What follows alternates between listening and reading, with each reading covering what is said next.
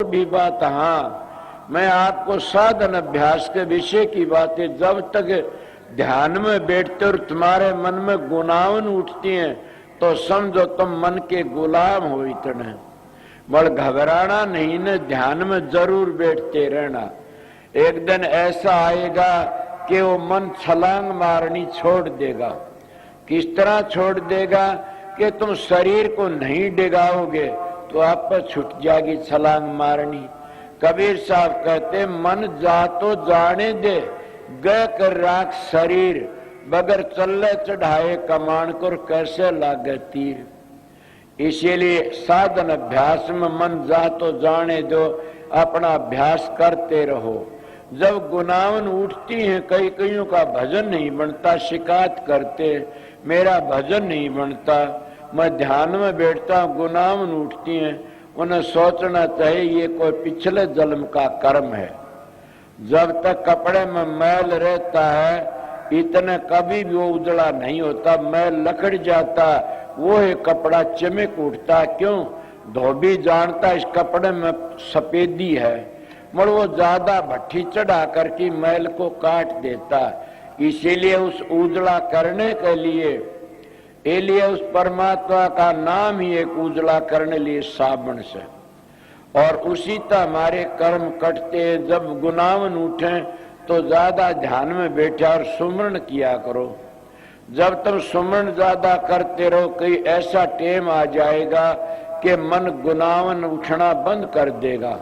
जब गुनावन उठनी बंद होगी तो सोचो अब मैं मन के ऊपर कब्जा कर लिया। और जब सपने भूंडे भूंडे आते समझो अभी मन के ऊपर कब्जा नहीं है। जब अच्छे अच्छे सपने आते, महात्मा देखते, गुरु के दर्शन होते, या हम उड़ारी लेके उड़ते हैं ऊपर ने, तो फिर सोच लेना कि अब मेरा मन कुछ न कुछ रास्ते पड़ गया और मन सुधरता आ रहा है। इसलिए मैं आपने मन की बातें बताई, ये मैं अपने हिसाब की बातें बताई आप लोगों को। मगर कई बार ऐसा होता कि भजन कति नहीं बनता, न प्रकाश होता और न शब्द खुलता, तो उसमें घबरा की बैठो मत नहीं न। अगर क्या करो कि ज्यादा बैठो ध्यान में और ज्यादा बैठो। देखा नहीं कि जमींदार की धरती जब सूख जाती है साधु के वक्त में, तो कड़गता मार करके न हल्का ऊपर का आमण फाड़ी बांध लेता है, दोनों हाथों दाब लगा देता है और उस सारी भूमि न पाड़ गिरता है वो। इसीलिए ये भी वो एक खेल है, साधु उखड़ जाती है, ऐसा खेल है ये भी। तो उसमें तुम कड़गता मार लो, मजबूत हो जाओ कि चाहे पा दुख हो, चाहे सिर दुख हो, चाहे आंख दुख हो, उसमें इतना काम करो कि अपना आप को भूल जाओ। और ये परण कर लो कि मैंने वो साधन, मैंने वो ध्यान करके न उस प्रकाश को देखना है और मैंने ये ध्वनि सुननी है। ये साधन करती करती अगर मर जाओगे तो कोई दुख को नहीं न। क्यों?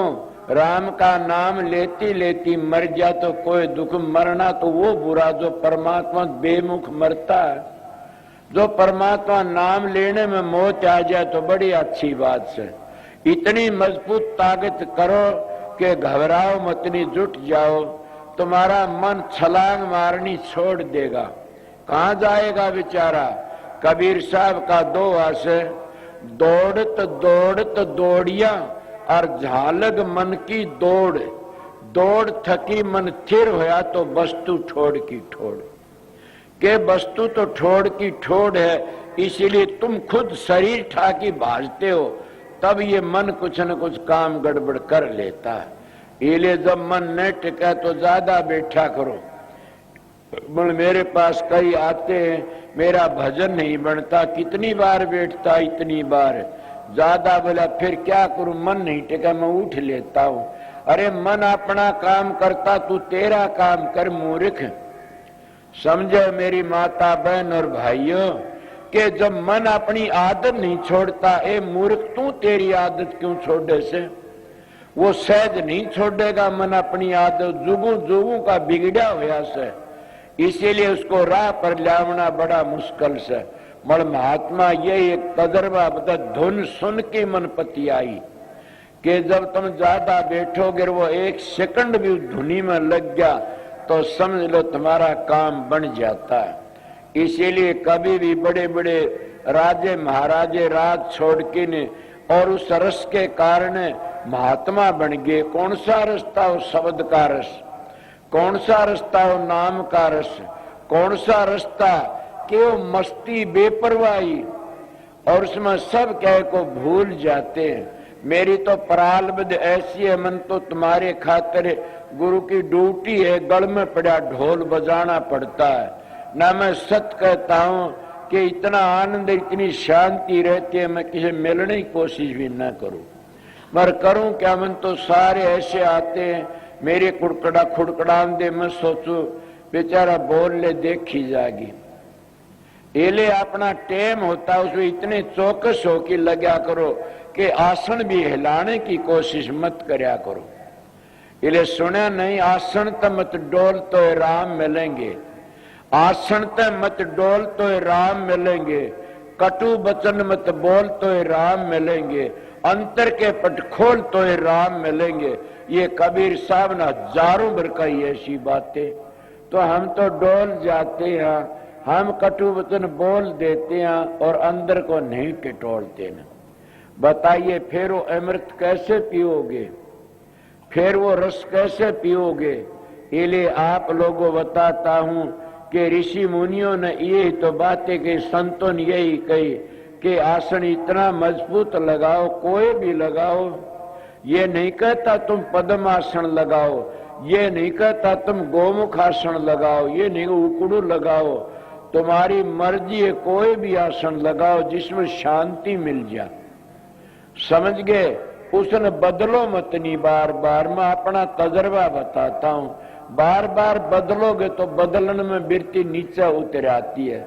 उन्हें बदलो मत, लगे रहो, ऐसा आनंद आएगा। तकलीफ होती होती और एकदम झटका सा लगे हुआ तकलीफ को भूल जाओगे। आपने थोड़ी मिसाल दे ही बताऊंगा। कई बार हमारे पास सो जाते हैं तो क्या हम हाथ लगाते हैं उसका पता नहीं लगता, टूटता भर ले तब भी पता नहीं लगता। इसी तरह जब हमारा शरीर सुनना पड़ जाता है तो खटका सा लगता है, हम अपनी वृत्ति ऊपर टिका लेते हैं। तो फिर कभी भी ऐसा दुख नहीं और शांति, चाहे कितनी बार बैठो, जो 2 मिनट बैठे न हो। इसको क्लोरोफार्म की शीशी सूंघ आई जाती है, डॉक्टर कहीं से काटे उसको पता नहीं लगता ने। इसी तरह कई अभ्यासियों का भी हो जाता, वो अपने आप को भूल जाते।